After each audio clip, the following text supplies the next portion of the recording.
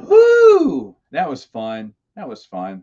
I know people don't like when I talk about board games, but Bernardo and I have been talking about it that day, and I wanted to talk about it to let you know. I talk baseball with Dylan every once in a while or text him, and I want to do another baseball thing with Dylan, but like only one or two people watch it. It doesn't really matter because I love it. We thought about doing a weekly show, but I was like, well, if I'm going to put time in it, and only two people are going to watch it, oh well. But I am excited about yeah, I am excited about Gen Con. So I did one about Gen Con. Plus, Bernardo was kind enough to give me some of his time and be on there. Love that dude. Wish I could have seen that dude. We were supposed to see him. Hey, man, it's going really well. How are you? You're just about to go to bed. Michael, did you see the Gen Con preview stream we talked about? Woo, nightcap, nightcap, woo, woo, woo, woo. Yeah. So I wanted to talk a little bit about that. Getting ready for the vacay. Oh, no problem, Michael. And good night, brother. Good night. So getting ready for the vacay. Gonna pack tomorrow. Head down Saturday and start the beach trip. The beach trip. It won't be me going to the beach. Hardly. It'll be me taking care of little girl and little boy, little babies. Yeah, watch the Gen Conf. Yeah, I thought you would think. Views on the Andor trailer. Didn't see it. Not interested. You know who's interested in it? This guy. Pray. I can't. I'm packing tomorrow. Why do you plan on this? Why does Will come up when I'm leaving? That's what I want to know. That's what I want to know. Oh, I'm hoping to have her on to explain it later on. Oh, really? Michael, I'll be in Gulf Shores, Alabama this Saturday. So looks like we're both going to the beach, sir. Here we go. Just finished Junior Jedi Knights 1 through 6, Young Jedi Knights. Such great stories about a book 7 the engine. I have no clue what it'll be about, but I'm excited. Yeah, the next story arc is like 5 books long. It's good. And then the last story arc is 3 books long. I enjoy them. I think the first story arc, the 6, is the best, but the second one's good, and the third one's decent too. I enjoyed them all.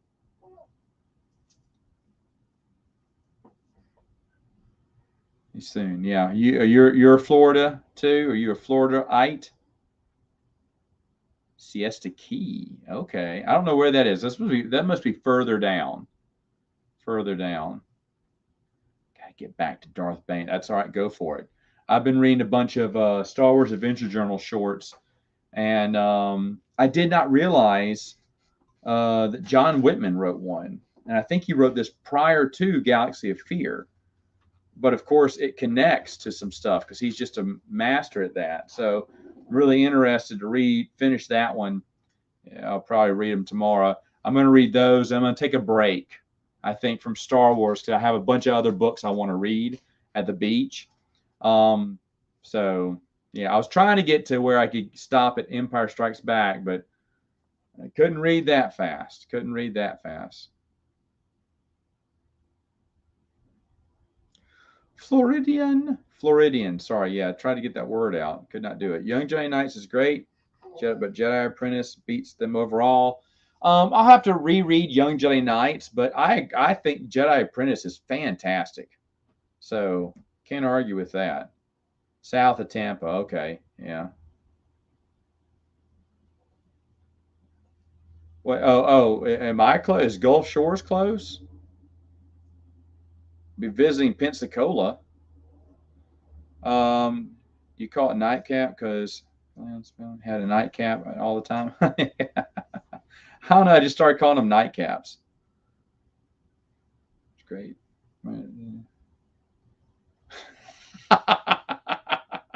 That's Bruce, the co-host of Prince of the Universe. Got to record. I'm one short, Bruce. Prince of the Universe. I miscounted. And so the day I get back, well, we may have that weekend if we can record one.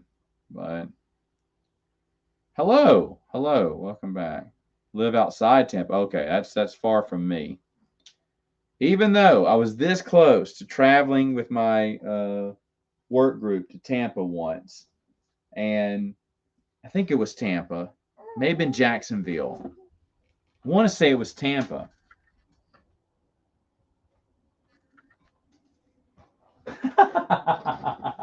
And then watch your subscriber base skyrocket. Skyrocket. Tim, you can check your email if you're available tonight. What is it? It's Thursday night? Oh, wait. Something else is going on Thursday nights, right? You're welcome to come on if you have the time. Yeah, that's quite a trip. So no. Yeah, 350. There it is. 350. Breaking the internet. I asked if she wanted to come on too, so we'll see. She may be too busy. She may be too busy. She may be trying to fix the internet after breaking it. But anyway, oh wait, here we go. Is it North Florida near? Yeah, it's near Alabama, Alabama and Florida state line. So Florida.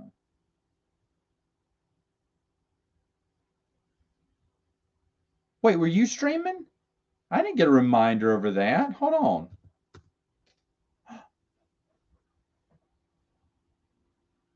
I didn't know that. I try not to stream when other people are streaming. Oh man. And I know everyone loves Thursdays, so I try to avoid Thursdays, but I just after talking to Bernardo, I just had to do something. Oops, hold on. Favorite? No, it's I think Jacksonville's south. I want to say Jacksonville's closer to Orlando, like an hour away. Tallahassee's in the dead center, isn't it? I don't know. I don't know Florida that much. Pensacola is right near the Panhandle. That's where we used to do our trips a long time ago. Favorite Legacy of the Force book? I got to see Soho's first at bat as a Padre, by the way, a walk. Legacy of the Force.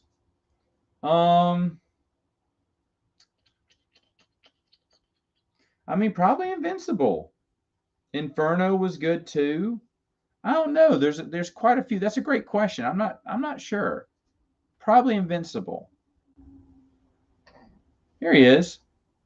Howdy.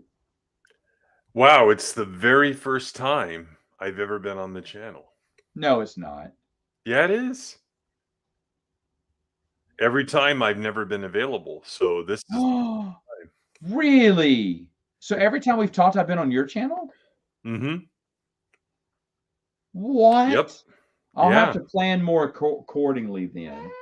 No, it's all good. All right. Come here, goofball. This one has been up. Oh, there he is. For 3 hours. Will not go to sleep. Refuses to. Come here. No, I meant my stream for tomorrow night because I usually sit here and find what we're going to talk about and all that type of stuff. So it takes me about 2 hours, but I'm done now. So yeah.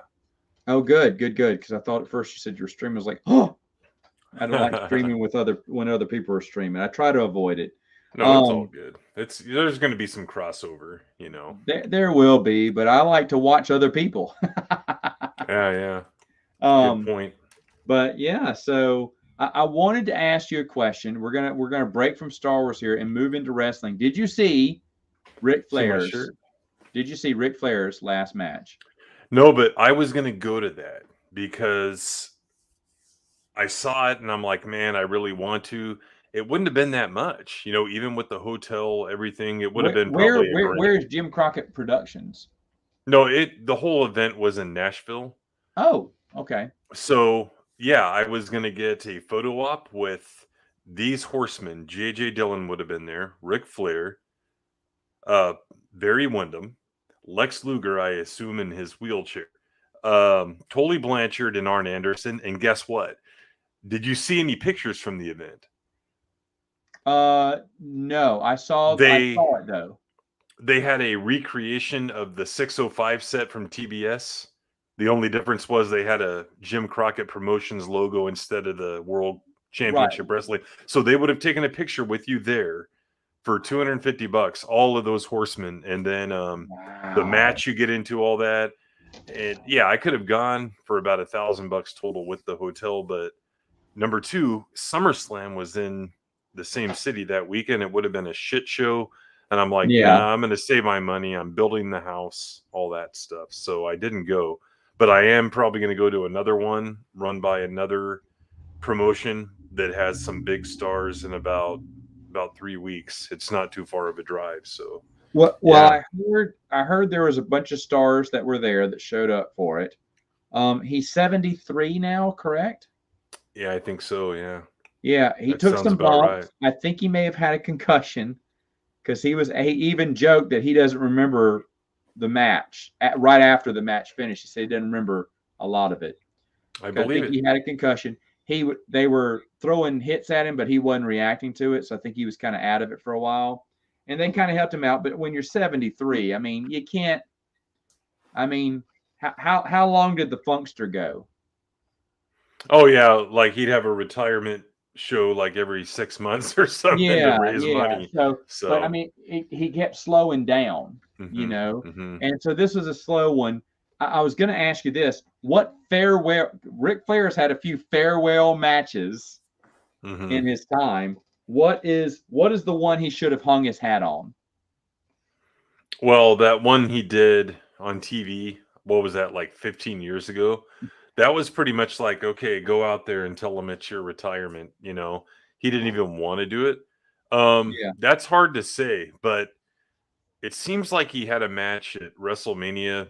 Maybe it was the Undertaker match. the Undertaker match. Yeah, Okay, that that was. I should have think that been was a it. pretty good emotional ending where he defeated him, but he tried his hardest. So that was a pretty good one. Maybe Yeah, something like that should have been the last. But that's a good one. That's a good one. I, well, and it's I'll sad because go ahead, go ahead. no, I always remember the HBK one. Where was You that know, at?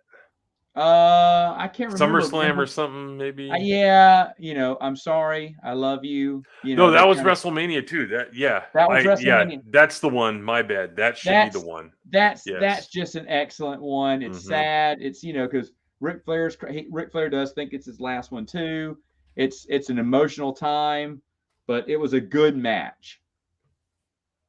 Ric Yep. Flair still had it, and he was only 60 or Yeah. however.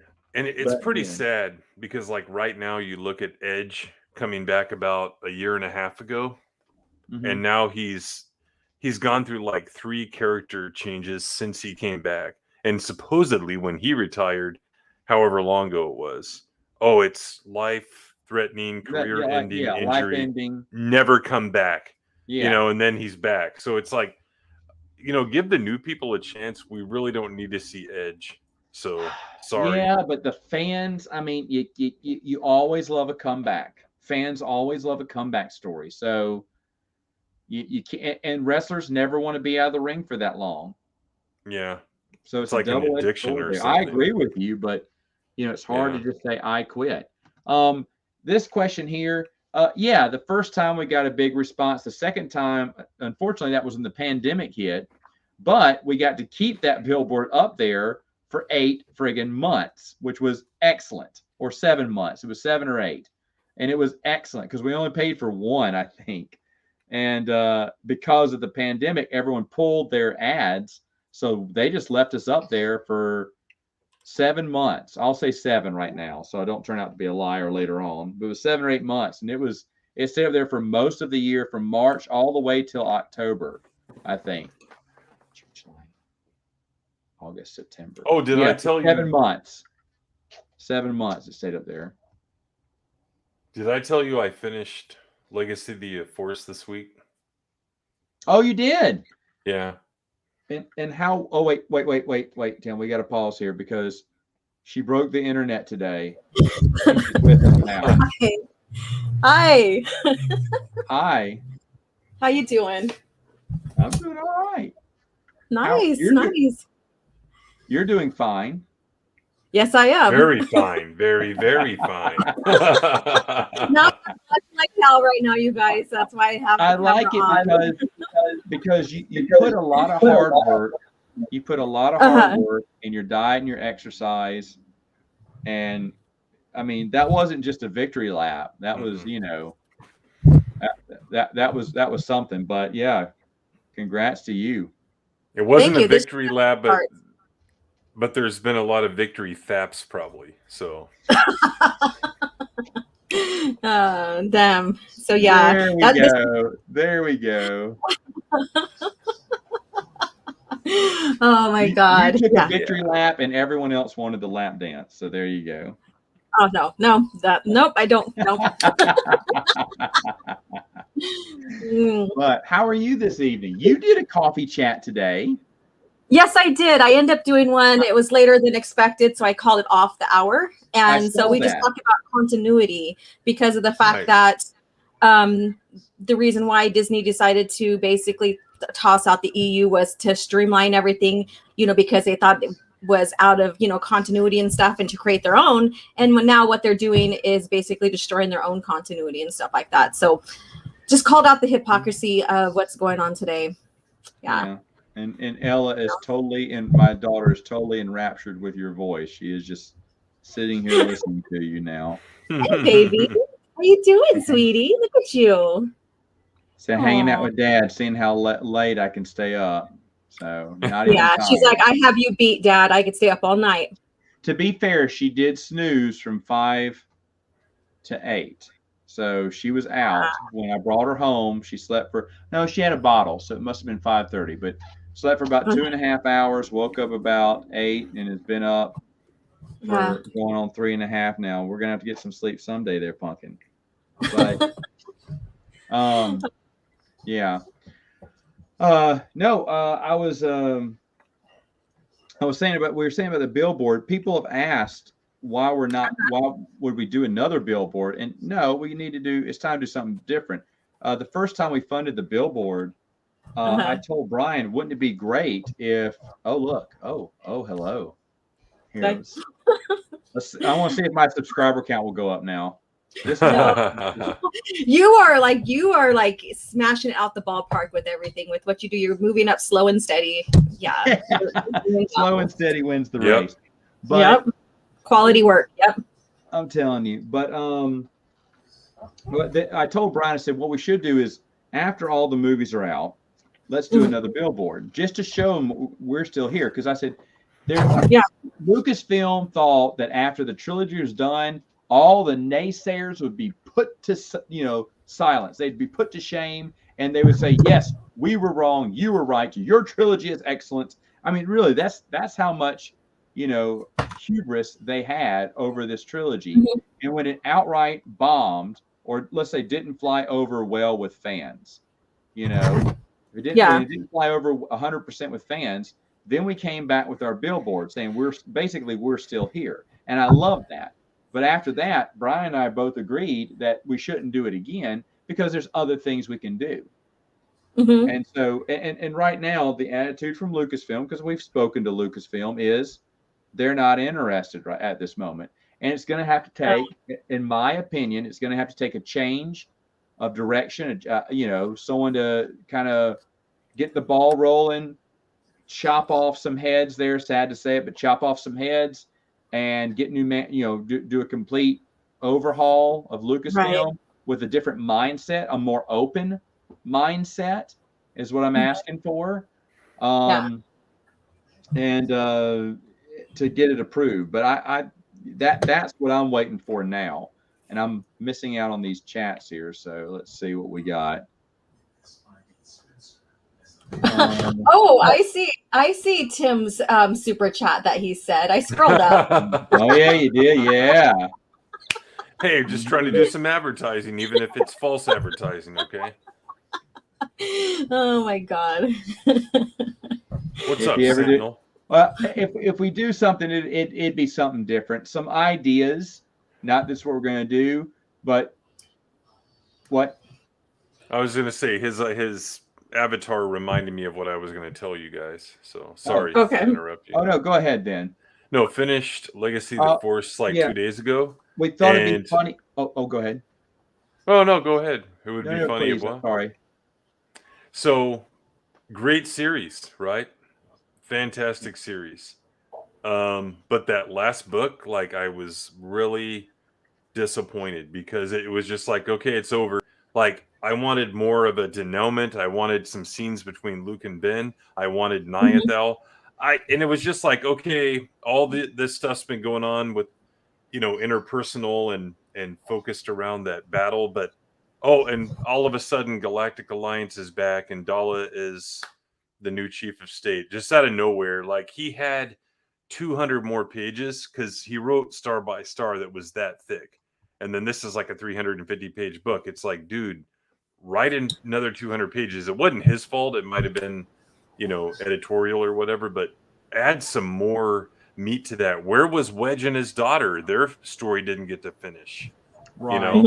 I'm like, why did it end so abruptly? And then, by the way, in the paperback, be sure to keep on reading in Fate of the Jedi. It's like, nah, I want a complete story in those 9 books. And maybe it wasn't Denning's fault, but I felt like I wanted more. I wanted more closure, more scenes toward the end of maybe just 3 pages of Ben's inner monologue because he was so affected by, his cousin and all that stuff. But anyway, it was a great series, and that book had a lot of great scenes, right?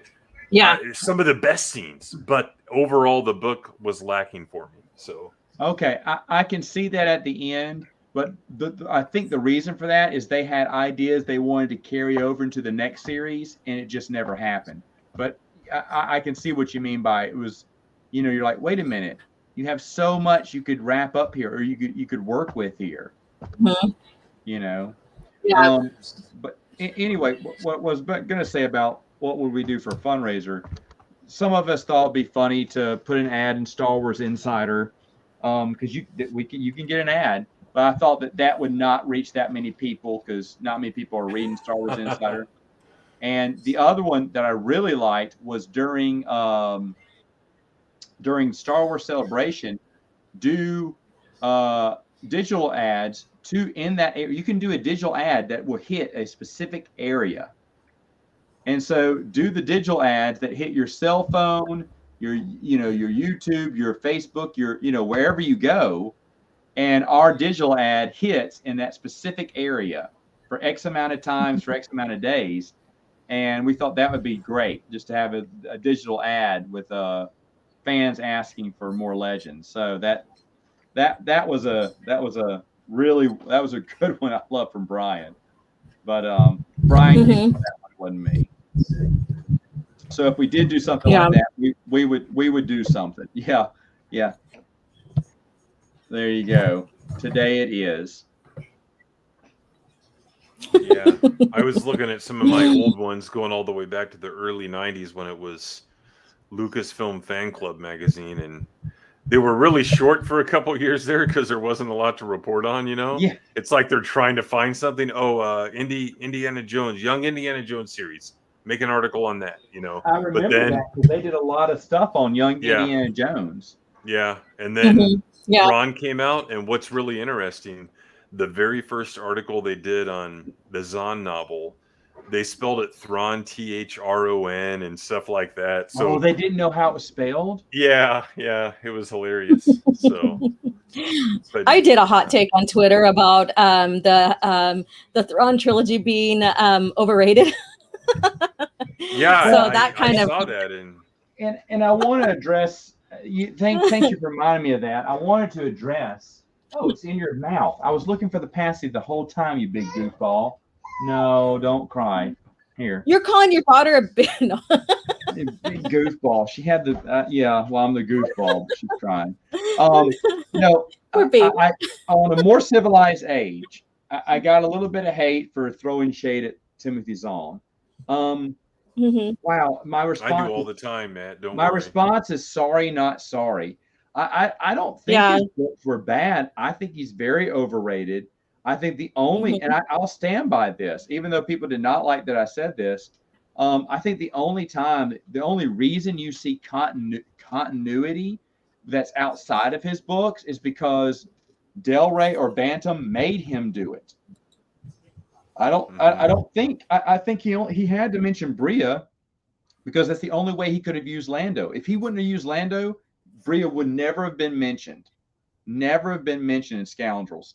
And by the way, rereading it, Scoundrels isn't the worst. I said Scoundrels was the worst in my initial review, but rereading it, it's not. It's not good. I think some of his best stuff was the first stuff he did.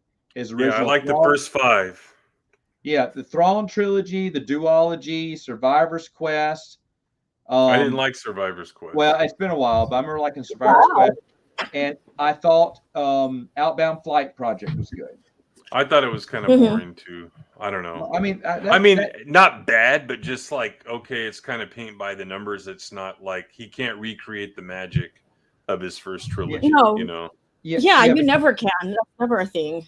So yeah, but getting us to care about a stormtrooper squad from Allegiance and Choices of One. Sorry, you failed on that, and those aren't as good. And Scoundrels isn't as good because it's basically. Well, go ahead. Well, I was going to say on the continuity, Matt, like he's kind of selectively social because he had no problems like collaborating with Stackpole, you know, because they did those adventure journal short stories together. Spy Trip and stuff. Oh, yeah. And they did that, and he and Stackpole were friends. He and Aaron Alston were friends, which is why Kel got an appearance in Scoundrels. Because he was friends with Aaron Alston by then. So he was nice to, and he eventually became nice to a lot of the authors, but he did think he was better than them because his book sold so well. He's a good author. I don't mind him, but hey, by the way, speaking of great authors like Troy Denning and anyone who wrote Fate of the Jedi, Noah has something to say. No, please. You were talking about Timothy Zahn being overrated. I agree with that opinion. Yes, and I'm not saying he's bad. Yeah. He had a lot of good stuff, but there are some people, and I ran into one 2 weeks ago. She saw me reading a Timothy Zahn book. She went, "Oh, that's the only Star Wars books I love." I was like, "Oh, wow." And he also went and did what he did, where he's saying all this stuff in 2015, 2016, and then you can kind of tell he was kissing Disney Lucasfilm's butt.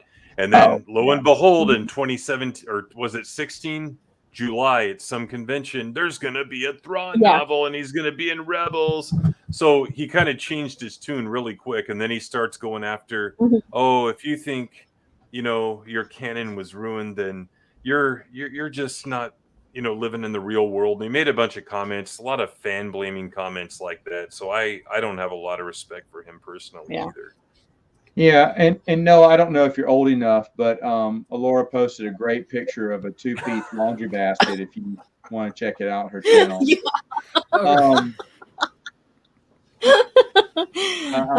just saying it is desktop wallpaper. It's what we call a right clicker. It's definitely not clickbait. I'll tell you that. All right, I will do my research. Yeah, you will do your research. Oh boy. Okay, now. I'll tell you. But anyway. But that's what happens when you stay on a training plan, you work out, you eat right, you stay dedicated, and then you reward yourself with a bikini, okay? So that's what you get. So there's a little bit more of what they're talking about. It doesn't have to be limited to one. There could be a hot pink one. There could be. I think there's a bikini. I think there's a bikini in the laundry basket is what she's saying. No, anyway. Yeah, it's all about the laundry basket. I did like step up on it and everything like that. So well, I just like all these comments, and then this one guy goes, "I think you have the same laundry basket as me." I was like, "What?" I know that was amazing. Yes, that's what we're all saying here. Beautiful laundry basket. I love when Matt had long hair. You, sir, are the only one. Long hair is awesome. Including me. The hair, wherever I went, the wind would blow the hair in my face. It was He's incredible. like this. No, I was not like that. I was pissed off the whole time. Uh-oh, someone struck gold. Oh my. Jackpot! There he goes. And a new subscriber is born. Okay, so Survivor's Quest really doesn't pay off. Big hype. Okay, it's been a while. I've heard this a lot. Wasn't Survivor's Quest supposed to be the end of the Bantam era? I think so. No. Vision of the Future it wasn't. Was. No, was it? Spectre of the Past and Vision of the Future. Was it? Yes, you're right. Yes, you're right. So never mind. Okay. Now I mean, there were count books Young published Jedi. after that, but the story ended with like Vision of the Future timeline wise, for sure. Okay. But Starfighters of Adamar and Tales from the New Republic were published after Vision, so. Mm-hmm. And Starfighters is my favorite novel, favorite Star Wars novel. So okay, and I don't hate Timothy Zahn, but very early on my channel, I did a video addressing the Thrawn trilogy and some of the silliness in it. I don't hate the Thrawn trilogy. I love the Thrawn trilogy. It was for years the one thing I would tell people to go out and read first. That was the first thing that got me interested in the EU. However, I had to point out something because everyone online at the time was saying, good, I hope they get rid of the EU except for the Thrawn trilogy, because that was the only one they read. Yeah. I was like, okay. So my video was to address those people and say, this is what you want, this is what you like. And I meant to do another one earlier on and just forgot it. Yes, I know you're still up. You're going for the record there, Sweet Pea. But anyway, I just want to tell people that there's a lot of silliness in that one. Again, I'm not hating on it because I love it, but this perfect novel that they say is the only good thing about the EU. I'm sorry, you need to read more because that's obviously the only thing you read. I'm not offended because that's why it got to be a #1 New York Times bestseller for weeks on end. But at the same time, there were so many other great stories, and they got better. They got better. They might not even have read it. It might be just there's this perception, out there, and then they didn't even read it because you look at all these Disney Star Wars creators like Headland and them. The first thing they say is, "Oh, love Zahn's trilogy." It's almost like they give them a list of things to say. So it's almost like maybe some of these people didn't actually read it. They just know that, hey, everyone likes this, so I'm going to say I like it, and it becomes, this theme amongst Star Wars fandom. So it's a type of conditioning. It's a type of conditioning because of the fact how successful it was and how it opened up the EU for other great novels and stuff like that. That Disney uses Zahn's trilogy as a start off point of like, this was the only thing good about the EU, and we're going to bring Timothy back in to write for us again. So that's why everybody refers to it as well. So good point. Noah, anything to add there? Not really. I mean, that's a good point. Yeah. I mean, I would love to see one of those people just say like, oh yeah, the Expanded Universe, I love the Black Fleet Crisis trilogy or something more obscure like that. Oh yeah. Yeah, if they were to say something else, that would be refreshing to tell me that because the other thing that pissed me off way back then was when Lucasfilm was saying goodbye to the Legends universe. The only thing they could talk about was the Timothy Zahn trilogy because that's the only thing any of them knew. And the guests they brought on were just so. I was insulted. By that video when it came out. Yep. It was terrible. I mean, I almost did an Alex Jones InfoWars rant on it. But, I leave that up to people like my good friend Ryan Kennel. Oh, goodness. To do. He rants. But you know what would chill him out? What's that? An OG Star Wars post. a particular one. You can't complain about it. So wait till I do another progress photo in about 2 months with another bikini. There you go. Look out! Look out! There you go. There you go. Do it like from the opposite direction next time. We. You're like, do another angle, please. We got to get all angles. Yeah. An angle. They need 12 pictures for a calendar. That's just what I'm saying. I'm gonna get so the next bikini probably be something from Star Wars if I could find it that's non-Disney brand. Okay, there you go. There we go. We got starting Kickstarter there. Search for hashtag expanded bootyverse, and I think there are several options you'll find out there. So, would there be more Thrawn clones out there? I would hope not. Oh my God! Did you know Zahn once said he wanted to write a novel where Ben Skywalker teams up with a Thrawn clone to defeat something in the unknown regions? No. What? Passed. Yeah, that's something he wanted to do. I have you know what? This is Alan Dean Foster is Timothy Zahn's boss music. All right, so I have a theory about Alan Dean Foster. I think even though he may be a decent author, I don't know if he's cut out to write Star Wars. Mm-hmm. I think his pacing is not in line with what a Star Wars book is. And it's evident in, obviously, his prequel book, which is one of the worst out there. Noah, did you have that as one of your worst Star Wars EU books? Yeah, I think so. Rightfully so. Really, and shame on me for not putting it on mine because I've got to totally redo it. It's going to be a big one because it's a waste of time.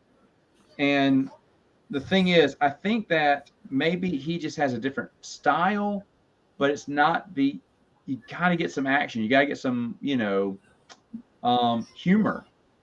Lacking in humor. You don't have to, it doesn't have to be a comedy, but there needs to be some part I laugh at.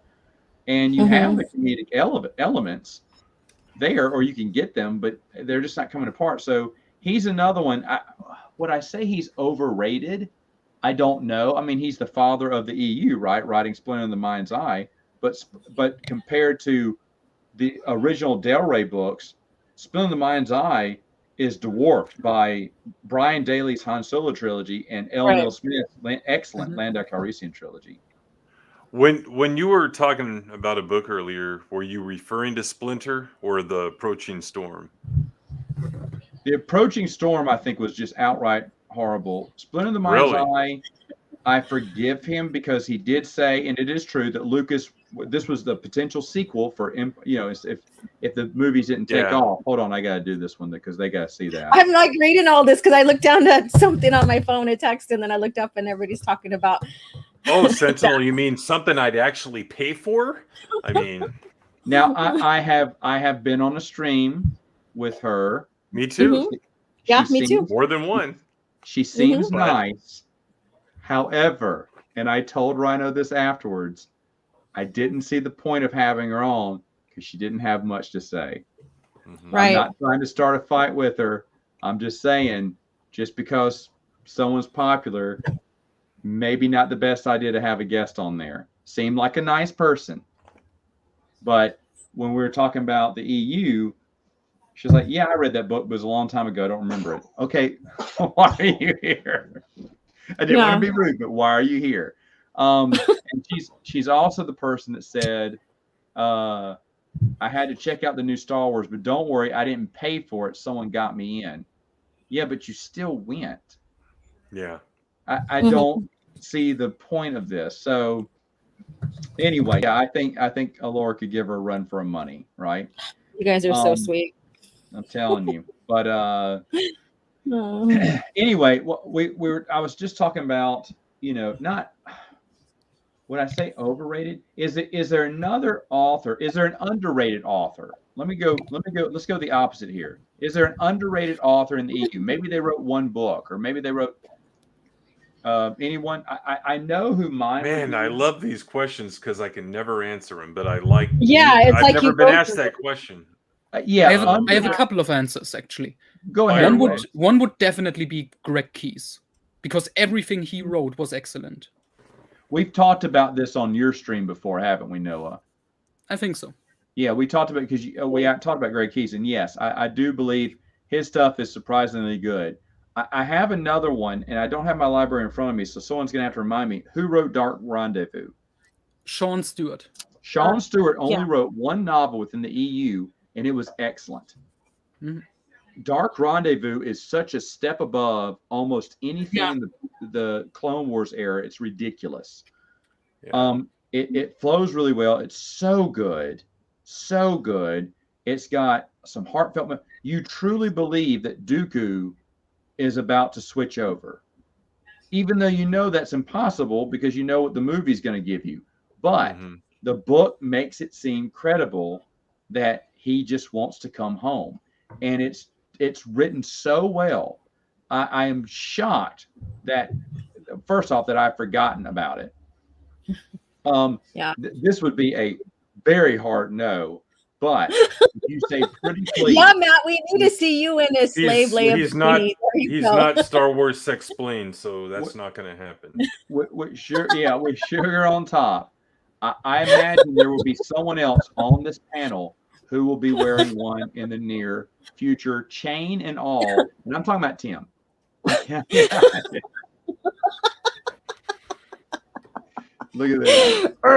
Yeah, there you go. But yeah, for me, Sean Stewart is a dark horse candidate there who, like I said, Chris Nelson, that's his favorite EU book. And another buddy of mine who I've had on here, Kyle Rawlings, it's his favorite too. And I see why. What about, well, like I'm still kind of stuck like Dave Wolverton or Jude Watson. I believe Jude Watson gets her fair credit with children's novels. Would you say so? Yeah. I think so too. Yeah. She pops into my head for whatever reason. I would say so, but Dave Wolverton is a good point too, because all he did was a few stuff for Scholastic afterwards. And of course, Princess Leia is just great. And he was a great author. I have two big regrets that I never got taught to L. Neil Smith. Thanks, Tim, for making me big time regret that. That was the most fun I ever had was on Tim's channel. We got taught to his great stream. But yes, it was. Definitely. And then the other regret is I never got to have Dave Wolverton on my channel. Dave Wolverton was a level-headed guy, really smart guy. A lot of writers looked up to him, and he was just he called it before it even happened with these authors that argue with fans and mock fans and harass fans online. He saw this coming, and he said it's a bad idea to waste your time on those type of fans. And he told me a great story of when he argued with a fan. This is back when email was a big deal, and someone had emailed him and said that his book, some book he wrote, was just horrible, and they gave all these reasons, and he was going to write them back. And he was right in the middle of writing this nasty letter back to him, and then he stopped and went, "What am I doing? I'm a best-selling author. Who cares if this joker didn't like it?" And just let it go. Yeah. And this is what he told me prior to Chuck Wendig's Aftermath. It hadn't come out yet, and he said, what I'm seeing, I see a disturbing trend with younger authors. He said they want to argue with fans. They want to get on Facebook, on Twitter, and mock a fan or attack bite back at a fan who doesn't like it. He said, and what they should be doing is just ignoring it and just, enjoying if it was successful, enjoying their success. And if it wasn't successful, learning from their mistake. I mean, wow. I mean, you talk about called it. He called it. He called the entire, I mean, you could have said this for movies too, but the blame game, fan blaming is a thing now. And it's one of the things that, like I said, Chuck Wendig's book had not come out yet. The him attacking fans and stuff hadn't happened yet. But Dave Wolverton knew that was happening, and he didn't approve of that. And like I said, he shared a story where he almost was a part of it because it's easy to fall prey to that. He said, but then I thought, what's the point? And yeah, that's true. I have a couple of underrated ones. I was looking at the list. Yes, please So, go ahead. Number one, if you like this trilogy, it seems to be really polarizing. But the what is it? The Bounty Hunter Wars by Oh K.W. yeah. Jeter. Jeter, yeah. I think there's Yeah. a lot of positive aspects to that trilogy, and I've heard a lot of people say, "Hey, I really like this," but no one ever talks about that trilogy. And I then, call it the Forgotten Trilogy. yeah, Right. yeah, I agree. and then Mhm. think about this: the Tales books. Not every not every story was good, but the one I liked was this M. Shane Bell. Mhm. I really liked the story between the humans, Tuscans, and Jawas on Tatooine about the peace deal and all that stuff, and the Empire like purposely messed it up. I think it was like drawing the maps of peace. And then the Mhm. other two stories from the others were good too. There was a Bib Fortuna one, and then Forlom and Zuckus. So yeah, M. Shane Bell. Too bad never got a novel. Yeah. Yeah. You remember those stories? No, Yes. I do. Yeah. I agree. I call it the Forgotten Trilogy. Noah, what's another one? You said you had other ones. Yeah, I think a big one, and that's why I find it interesting. Michael Reeves, because if you I think was going about to it, name him. Yes, yes. Yeah. he Same here. wrote he wrote almost as many books as like Timothy Zahn or Aaron Mhm. Olson. He wrote 9 novels, and he's barely talked about, That's which true. is a damn shame. That's Mhm. true. What's his best one, would you say? That's hard. It has to be either Shadowhunter or Metzger for me. I I would. think Shadowhunter for me. I'm gonna go with MedStar because after reading it again, it's so much fun, and also I5. There's so many laugh out loud moments in that book. Mhm.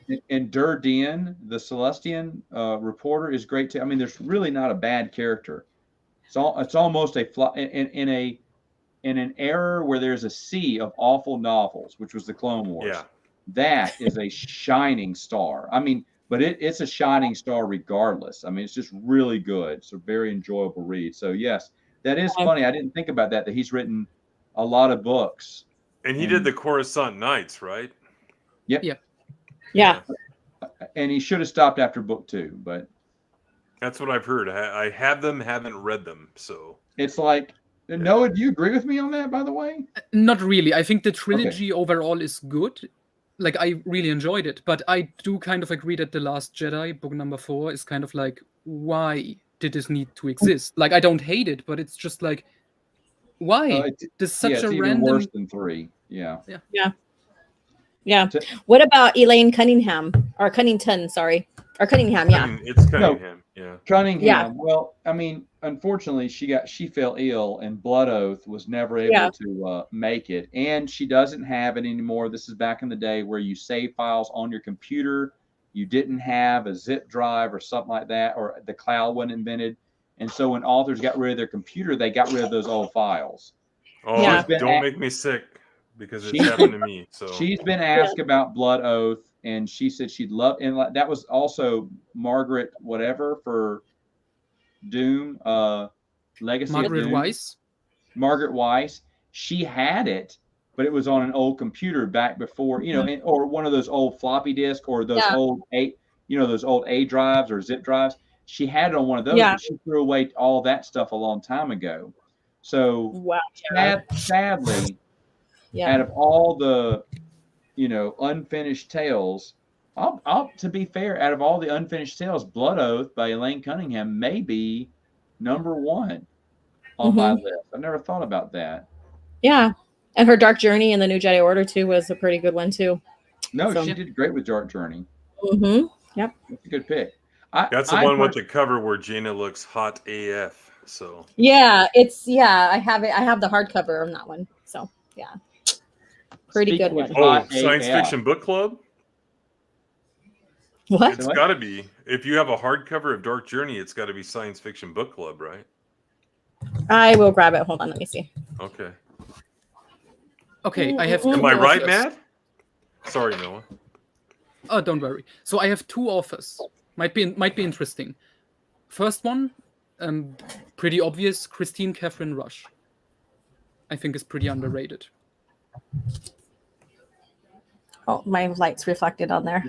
Oh, yeah. Good. Yeah, that's going to be one of those SFBC ones. You can tell because it's kind of, squat. But yeah, that's awesome. I didn't know they made I one. like those. Mm-hmm. I like those. I need that.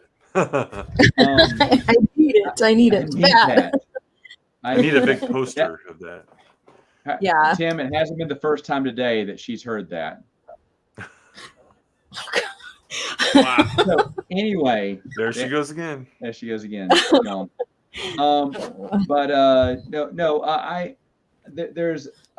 a few underrated ones, unsung heroes. I would also say another one never got a shot at writing a novel. There's 2 that come to mind. John Whitman from Galaxy of Fear. Mm-hmm. Oh yeah. He's a true fan. I honestly, rereading his books, he was a fan of the novels in the first place. He just happened to live his dream and get to write something, but he was a true fan. I mean, he read all this. He had to have read all this stuff. There's no way that he was getting tips from Leland Shee or anyone at Lucasfilm. I think he was like, no, I'm already the biggest fan in the world. I can write this. And I wish he would have gotten the upgrade for a novel. But the other one would be Ryder Wenham. I think Ryder Wenham is a smart guy. Wrote a lot of solid Scholastic books. Some what was the book on the Force? Was that what it was? Or the History of the Jedi? What was that? Jedi versus Sith, Essential Guide to the Force. Yeah, the Essential Guide. Yeah. And so very knowledgeable. And him writing a novel, I think he should have gotten the bump up. Anyone else? I should have gotten a bump up. Yeah, from well, I'll even accept comic books, but from children's books or something, or short stories or something. Okay, in that case, Rebecca Moyester. Wow, really? Okay. She co-wrote Young Jedi Knights, and she wrote the final 3 books in Junior Jedi Knights. You think she could handle her own novel? I always felt like Kevin helped her out with Young Jedi Knights. We did get to see what she was like in Junior Jedi Knights, but I think that was the limit of her ability. And that's how I feel. That's interesting. That's an interesting pick. I'm not saying you're wrong. I'm just saying that's how I felt. I can't think of anyone else because there's only so many children's books, Yeah. I don't dislike iJedi. I like the character of Corrin, and I thought it was. I haven't read it since it came out, 20 plus years ago, but I liked it at the time. Yeah. Watch my review, but yeah, to be fair, I am in the minority. A lot of fans love iJedi. It's their number 1 favorite. Brian Borg, his favorite. Noah, do you like iJedi? It's fine. I don't hate it. There you go. Question for the panel. Do you think it'd be possible if Disney did shows that were strictly adapted comics, novels, or comics, but in animation like DC animation? What do you mean? Like if they did EU cartoons? Is that what you're saying? Does he mean if they did it, if they would be good? If they would take and adapt the EU comics and stuff at DC style? I mean, I wouldn't trust them doing that, maybe, for the way that they've been taking their own continuity and inserting, today's politics. But this reminds me, you guys know there's this one guy on YouTube who does like a Dark Empire fan animation. I think his first episode was very like true to the comic, and the second one, when we first meet the reborn Palpatine, he made him look like he does in the Disney movie, like in Rise of Skywalker. Yeah. Sentinel knows my answer to that, so. Yeah. I really don't want an adaptation of any of the original EU into Disney. I wouldn't say timeline, but by them. I just don't trust their focus and the way they go with their own property, with their own lore. So I really don't agree. But I mean, to each their own. And for me, if it was just it doesn't matter who would do it. Do I want just an animated version of the comic books? No, I want new stories. I'm kind of jealous. I want new stories. Selfish, I mean, I guess. I want to see those new stories. Hard no. On You what? got it right. Yep. What was that too? Oh yeah. So his question. Yeah. Yeah. Question. Yeah. But anyway, I can't remember where I was going with that. You want new stuff. Yeah. Oh yeah, I would want new stuff. And if it was me, like if I got a wish, what would it be? Well, I'd just like books to continue. If I had one medium for the EU to continue on, it'd be books, not comic books. I think there's some excellent comic books out there, but I'm more of a book reader, and I'd like it to be books. And I mean, if it's only just through reading, I mean, any way they could do it. I mean, I'd love. We asked Lucasfilm. I say we, but Twin Sons asked Lucasfilm for rights to Legends, how much that would cost. Just kind of looking, just kind of window shopping to see if they do it. It was a hard no, but if it would have been a yes, then try to find a medium to where we could do some online stories and everything. And, continue it that way. That would be an excellent way. I don't know. One of the things I'm going to do on my vacation is read some fan fiction by this Hand of Thrawn 45 guy that only 500 million of my people who watch me recommend. Has anyone read any of his fan fiction? No, but I've heard about what the story is, and no offense, but the story sounds really, really, really bad. Well, hey, is that like a handle for, I don't know, maybe Daniel Jose Older? Is he Hand of Thrawn 45? Because it's fan fiction, you said? I don't know. It's a joke, man. It's a joke. Okay, I'm sorry. I don't know. I don't know who that is. He's one of the Disney Star Wars authors. So. Oh, well then no, then obviously. Anything Disney Star Wars, I have no, like someone in the chat mentioned, do you like this robot? And I went, I don't remember him. Who is that? And they said, he's from the new book. I went, that's why I don't know him. It's crazy. As much as I know about the EU, if you ask me anything new Star Wars, I am like totally blank. I don't get it. I do not know. I think, hold on, let's see this. I think the book with it was the worst book in the EU. No. Which one? No. Children of the Jedi. Maybe Planet of Twilight. Darksaber and Planet of Twilight. Maybe no prisoners. You know what? Let me say something. Like, I went back through Planet of Twilight looking for some stuff for the new video that you're going to post on the website. By the way, when is that coming out? That is going to come out. We missed the cutoff date for August, but it will come out in 1st of September. Okay. Nice. Well, anyway, video guys on expanduniverse.com for me, and it's not so much like a book video. It's like more like a lore type video. But anyway, I went through Planet of Twilight, and I'm like, man, there are some really good scenes in here, like with Leia trying to resolve some of her emotional issues with her father and all that type of stuff. So a lot of those Bantam books are hidden gems, probably not Crystal Star, but most of the other ones, go back and they're probably going to have some good scenes. Like, I think if I remember correctly, Leia and Luke talk about their parents in Black Fleet Crisis. There's a conversation there. So go back and read some of those if you haven't done so in a long time. And I think you'll be pleasantly surprised. Yeah. Yeah. Speaking of pleasantly surprised, OG Star Wars posted something today, folks, and you'll be pleasantly surprised. So, camera off. Inquisitor is correct. There is another Old Republic short story up on their website, which is still old canon. So that's interesting. They only do these to promote their newest, expansion to the online game. So they're not the best thing in the world, but it's something. So I plan on checking that out. Thank you, Iron. Appreciate that. Yeah. Save that for Tales from the Galaxy Volume 5, which is coming out next day after never. But Yeah, that's interesting. They don't come out with them that much anymore. So I always wonder, is that the last time they're going to do a short story? Yeah, I hear the Hand of Throne are good. I hear they're great. With Noah, yeah, some of the story arcs don't sound that interesting, but I'll give anything a shot because there are, in my Tales from the Galaxy homebrew novels, there is the very first one I had. Out of the hundreds of horrible fan fiction I had to search through, I found about 10 stories or whatnot that I thought were pretty high quality. And I remember I reached out to every author but one and asked them, I said, is it all right if I put this in a book just for myself? They said, sure. I said, do you have any other fan fiction that you've written?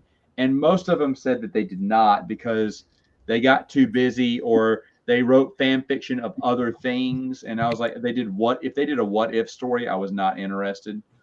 I wanted things that could fit within the canon. So Matt, this brings up the question. Have you read my fan fiction trilogy?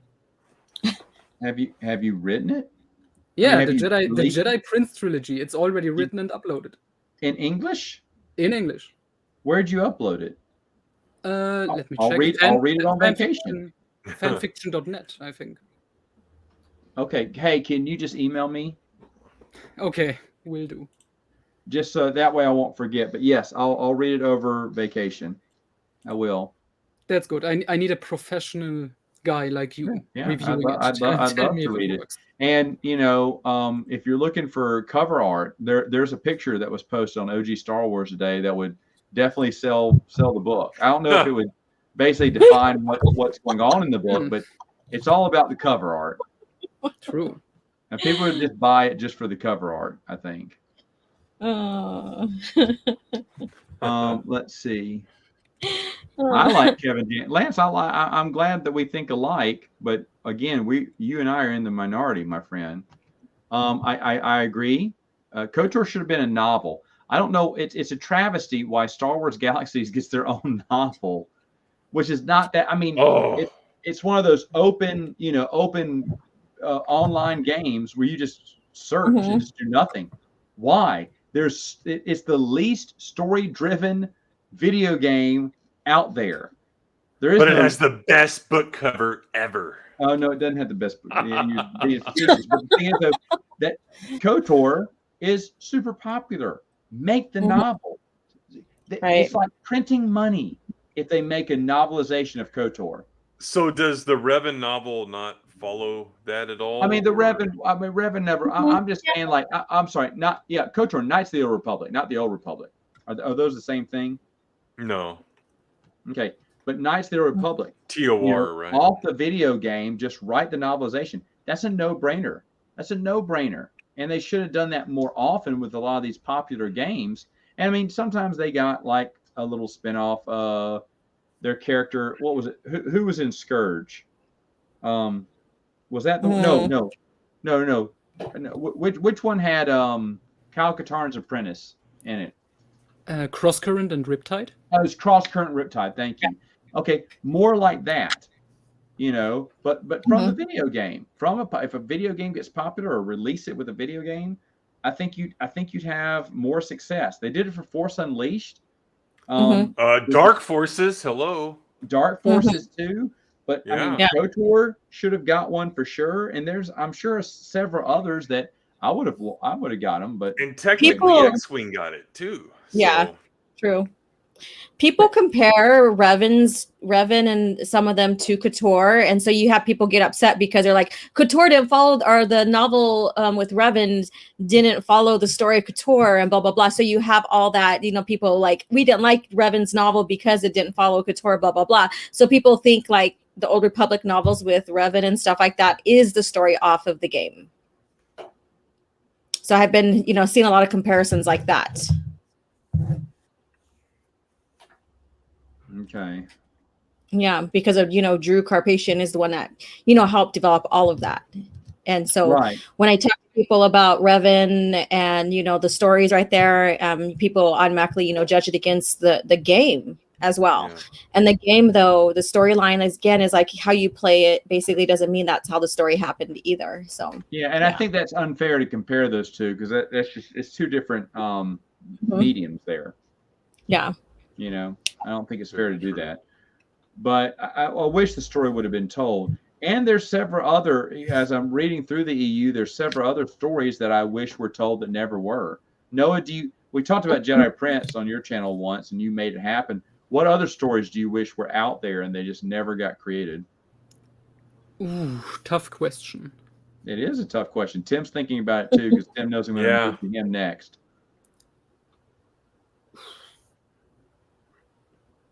Well, I guess. What was it called by John Whitman? Star Wars Fairy Tales. Oh. Because the interesting thing about this is, it could have been set like around the time of Junior Jedi Knights, and it could have helped, getting rid of all this confusion about what comes first, young or Junior Jedi Knights, with the timeline. No, that's a good. Originally he had those and was going to give them over to Joe, and Joe just was too busy at the time to get back with him, and too much time had passed, and then they got lost. He missed the boat on that. Because the first two Star Wars Fairy Tales books were written. Because it was supposed to be the next thing to go, but then Scholastic went, whoa, they're doing prequels. We need to get a prequel series going, and Jedi Apprentice replaced it. Isn't that funny?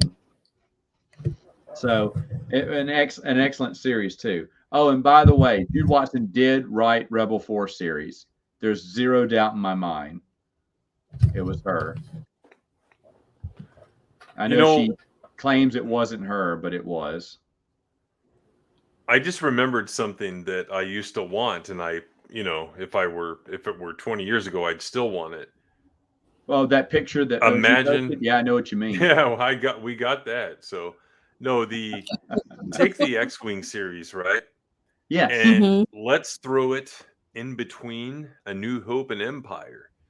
And people will say, oh, that's too much X-Wing. But here's the thing. It's not just X-Wing. They're doing ground assaults. They're doing spy stuff. You could do anything between. That's 3 years that you could do stuff, right? Yeah. You could even have a few appearances from Luke. It wouldn't really be Rogue Squadron. Maybe some other squadron that we might have heard of, might have been mentioned in one of the RPG books, but we don't know anything about. I would have loved to get another 3 or 4 books set in between those movies. I think that would have been fantastic.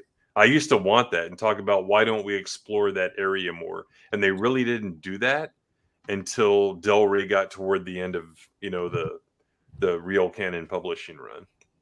So, right. Yeah.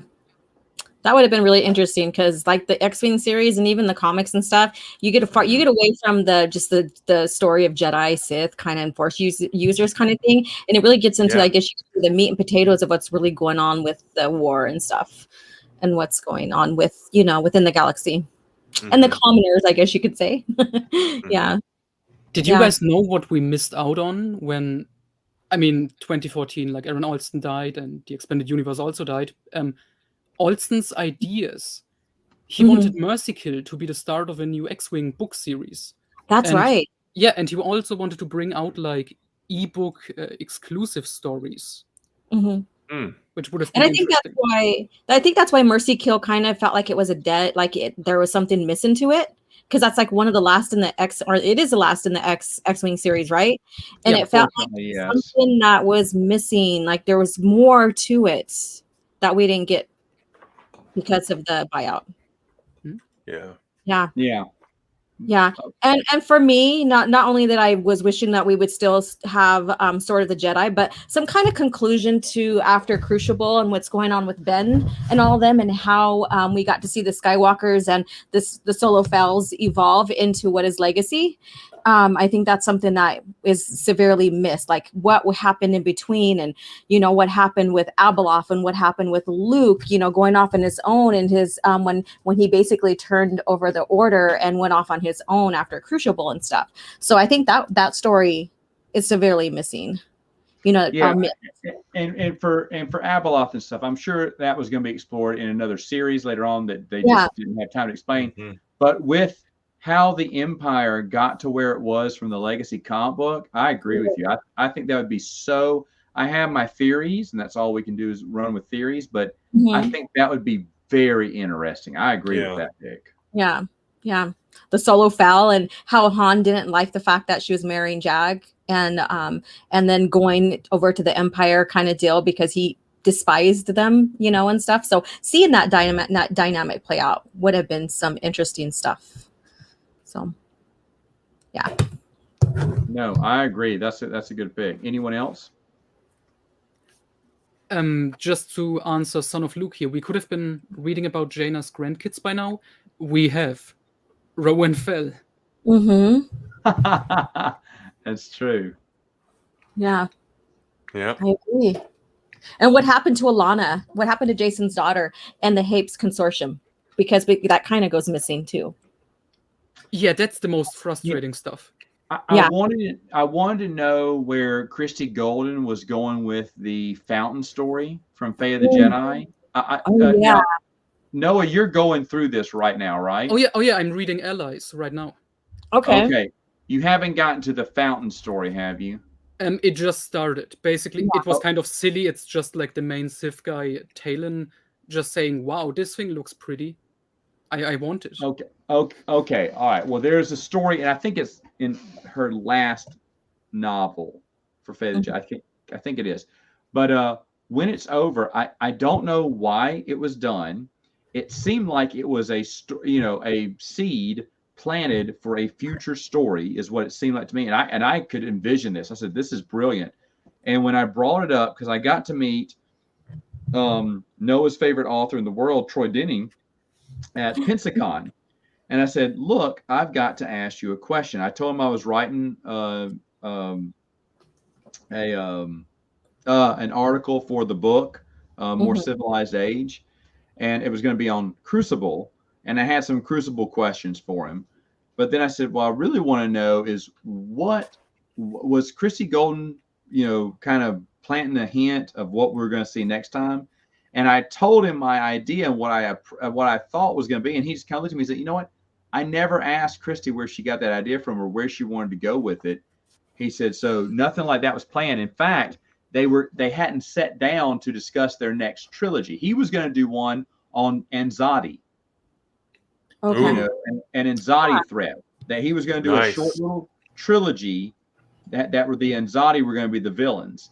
And then he said what they would do is they would find a little quiet place at Dragon Con or one of these cons where they were all at, and then they'd sit in a room and just chat and kind of draw out the 9-book series, outline it. And I was like, wait, y'all just sit at a con? And he's like, yeah, that's what we do. We sit at the con, outline the next 9-book series for Del Rey. I was like, just in an empty room. He said, yeah, we just find an empty room, sitting there and just chat. And I went, so you could have they could have been in one of those rooms this whole time. And I was just walking around the con, wasting my time when I could have been in that room. Wow. No, it's incredible. But I mean, it's got to start somewhere, right? Yep. And yeah, and I like how and you, Noah is, of course, everyone knows this. He's a huge Legacy of the Force fan. Absolutely. But in Legacy of the Force, though, when spoilers for everyone who doesn't know this, but Mara Jade dies. Noah, have you heard the story of what went down with the authors? I have heard stories. Which one are you talking about? They could not figure out why Luke would not just shut Jason down. Oh, because it just wasn't. After a while, it just wasn't. I know the answer. Sense. And so someone said, well, what if Jason killed Mara Jade? Then Luke wouldn't go after him because he'd feel like it was revenge and he'd be too afraid to fall the dark side. And they said that the room went quiet because everyone knew that made sense, but also that was going to piss off fans. And it was a bold move that sadly, and they did admit that this was a mistake. Zahn wasn't informed about it until 6 months before its release or something, or a few months before its release. Don't care. Hope it hurt him. Yeah, but they said it was his character, his baby. He said we should have told him a long time ago, and that was a little regret. But you know what? On that, Matt, what I like is that they had him kill Lamaya, and I just read that book recently because, again, I just finished the 9-book series, and I like how he straight up says, "Hey, I did that, and I was kind of wrong because she wasn't the killer." And he's like, "That was going too far enough. Yeah. So if I go after Darth Kaitis, then that will probably be the end for." So I really like how they tied that into it's a slippery slope. his killing right? of Lamaya. Yeah. Yeah. Mm-hmm. And it was brilliant, right? Yeah, brilliant. It's funny because Del Rey figured this out before Bantam did. Bantam had a Luke problem where they couldn't figure out how to stop Luke from being super powerful and just squashing every villain in sight. But Del Rey looked at the EU and said, "Hey, what would Luke fear the most?" Well, his experience with Dark Empire. When he danced too close to the dark side, he is overly cautious about ever going near that path again, and that is his weakness. Mm-hmm. Well, it's like Superman's weakness, right? He could destroy anyone, but he has morals and he's afraid of his own power. So that's exactly. Doesn't want to overstep his boundaries. So and no, I know you didn't like the series, but the fight with him and Lumiere. Who said I didn't like the series? Noah doesn't like the series. Oh, okay. Okay. But the thing is, though, that fight was really good because you thought there was going to be this big battle like there was the first time they crossed swords, and it wasn't. He just holds her in the Force, throws her up in the air. I think it's over a cliff, and ignites his lightsaber, and then pulls her body through there, just fall. I mean, it's over. Just to show how I like things that show Luke can do anything. And there's another scene that I really thought was fun was Jason thinks he's all smart and wise and he can do stuff that Luke can't. He's finally Luke's equal.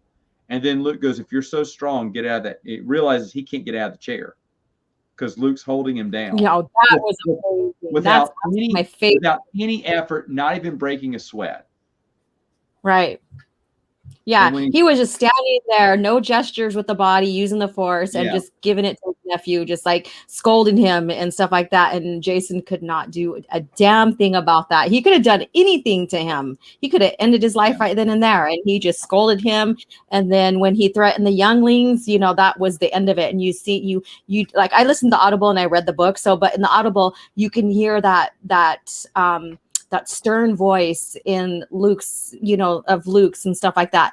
And that command that he had, but then that command also kind of stirred onto Anakin, like to his father in a way, the way that they did it with the Audible, it was amazing. And, and he basically was like, "You ain't doing shit to those younglings" and stuff. And I'm paraphrasing, of course, but that is, Inferno is my favorite out of the series, and that is one of the reasons there.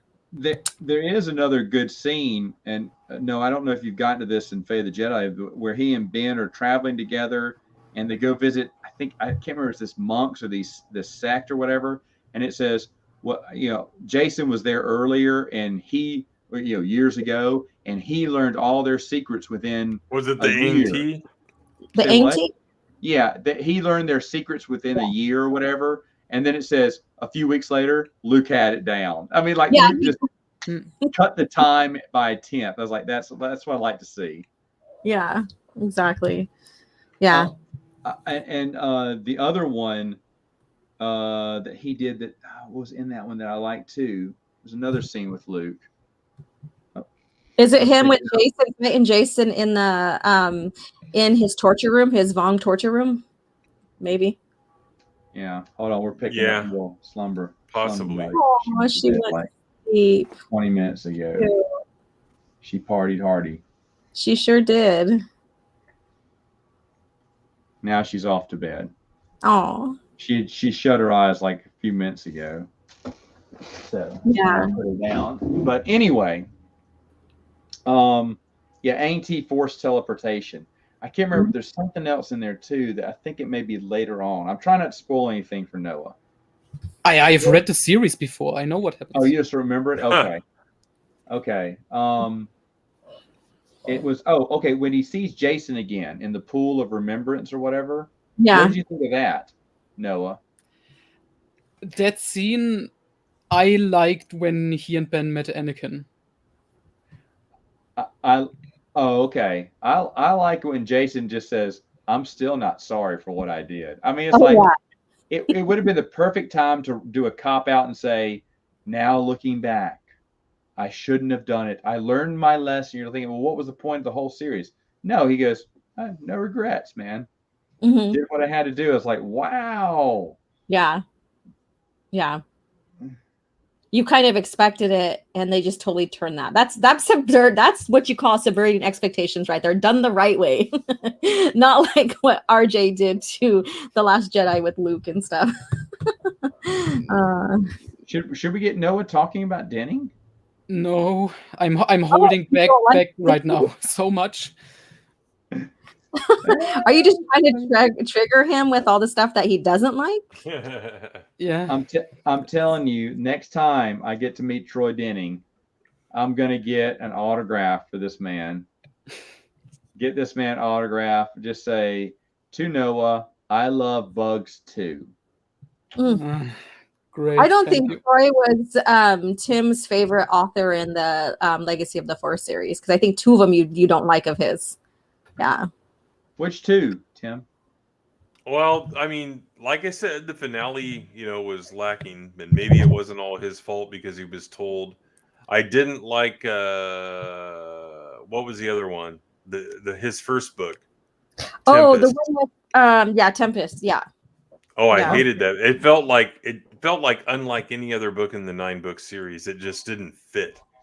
It was just weird. I don't know. The characters seemed off. Oh, and hey, let's shoehorn in Aura Singh just because, like. Okay. Oh my God, this reminds me. Did you notice this? In the second book, Bloodlines. And this is something I hate about Karen Traviss writing. Book. Okay, Karen Traviss mentions she has Leia say, "Oh, should I maybe get an Aura Singh style haircut?" And then in Tempest, Leia has no idea who Aura Singh is or what she looks like. Mm-hmm. That was something I really noticed on my reread of Legacy of the Force. Is Karen Traviss? She does this stuff. It's like out of universe references. Like something the characters shouldn't know.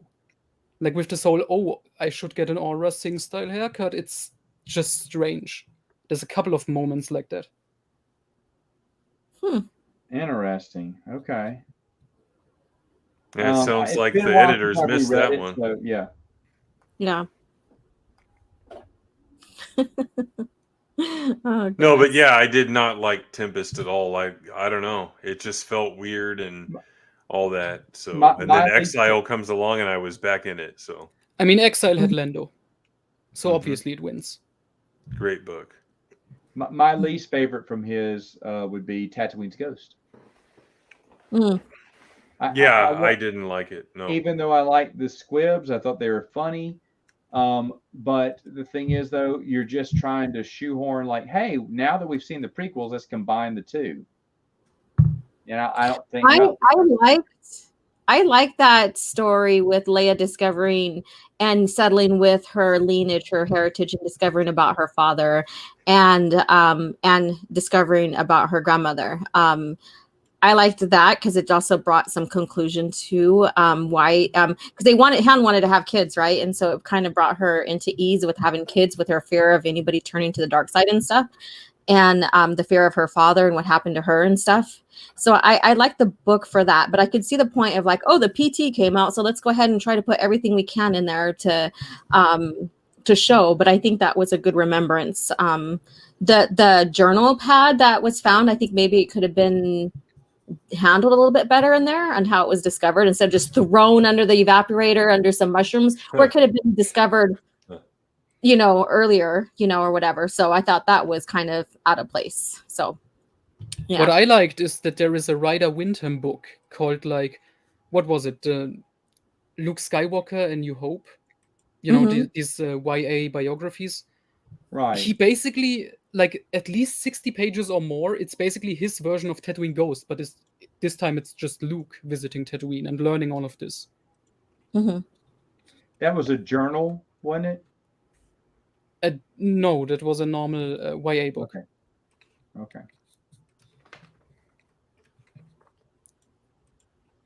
Yeah. But no. Anyway, what's this? That's Celebration 2 in 2002, and that's me with the man himself. And I happened to bring my Starfighters of Adamar novel for him to sign, and Wow. yeah, and I talked to him because it was for a panel. They had 2 different panels, both moderated by Pablo Hidalgo, of all people.